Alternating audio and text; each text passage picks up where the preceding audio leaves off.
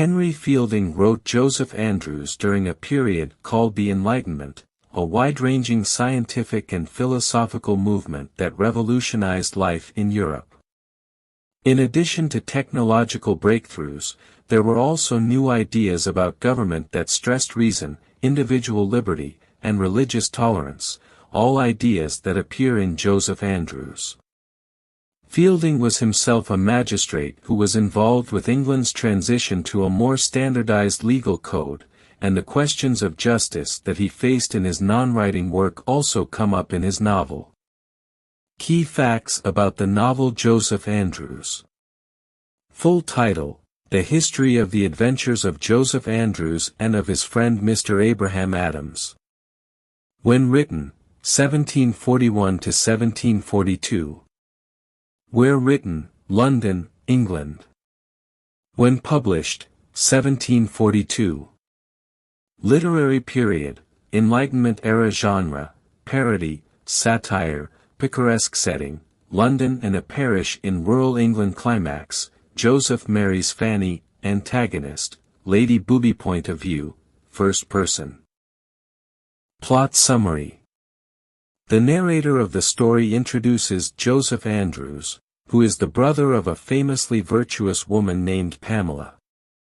Joseph is a capable, handsome boy who ends up tending animals for Sir Thomas Booby.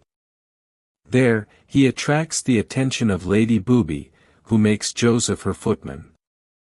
When he's a little older, he travels with Lady Booby to London, where, after Thomas Booby's death, she tries to seduce Joseph. Joseph, however, remains committed to chastity, just like his famous sister. This annoys Lady Booby, and when her scheming maid Lady Slipslop tells lies about Joseph being a scoundrel, she uses it as an excuse to fire Joseph. Joseph heads back from London to the country, hoping to see his longtime love Fanny. She used to be a chambermaid for the Booby family, but Joseph hasn't seen her for a year. On his way back, however, Joseph is mugged and robbed of everything, even his clothes. He suffers serious injuries and ends up at the inn of Mr. Towow's, where everyone believes that Joseph will soon die. Only the kind chambermaid Betty gives Joseph any aid.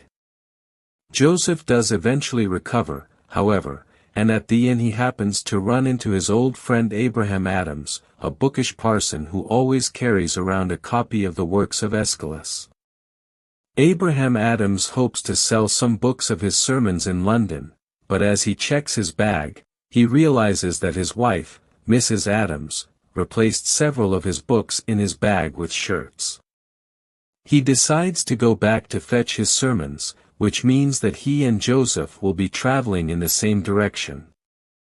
They travel together, sometimes by coach, and in one coach they hear the long story of a young woman named Leonora whose lover rejected her. At one point, Adams gets distracted and goes off on a long walk on his own. He happens to hear the shouting of a woman being attacked, so he rushes to fend off her attacker. It turns out this woman is Fanny, the very woman that Joseph was looking for. Adams takes Fanny back to a local inn, where Joseph and Fanny are joyfully reunited. The next day, Adams struggles to pay their bill at the inn, but he finally manages to get a loan from a poor peddler.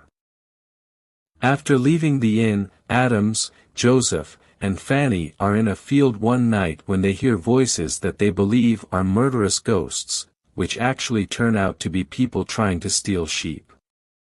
The three run off and find themselves staying with Wilson.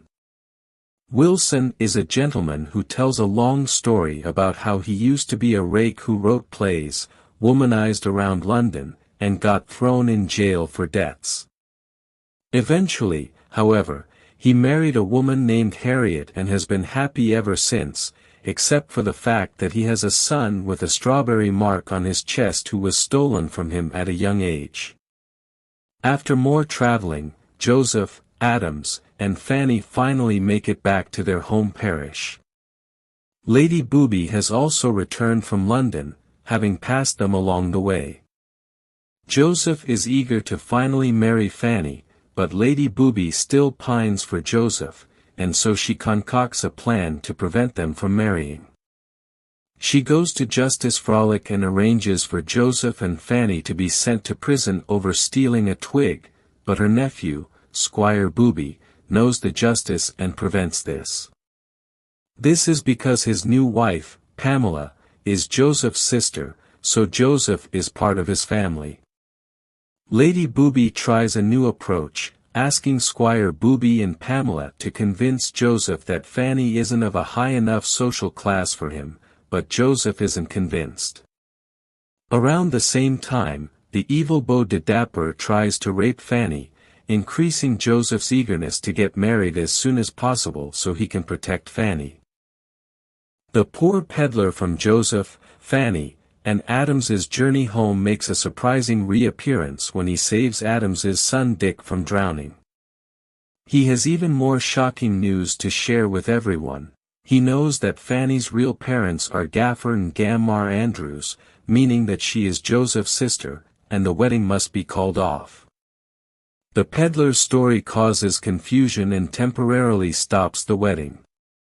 But as Gammar Andrews reveals after she arrives, Joseph is not actually her biological son. As it turns out, Joseph is actually Wilson's stolen son. He was swapped in the cradle with Fanny by a fortune-teller visiting Gammar. Wilson himself arrives to confirm this, and Joseph reveals that he has a strawberry mark on his chest, just like Wilson's lost child. The wedding is back on, with Adams conducting the ceremony. Joseph and Fanny live together happily with Joseph's parents, and Fanny is soon pregnant. Meanwhile, Lady Booby goes back to London and takes up with a young captain who makes her forget all about Joseph.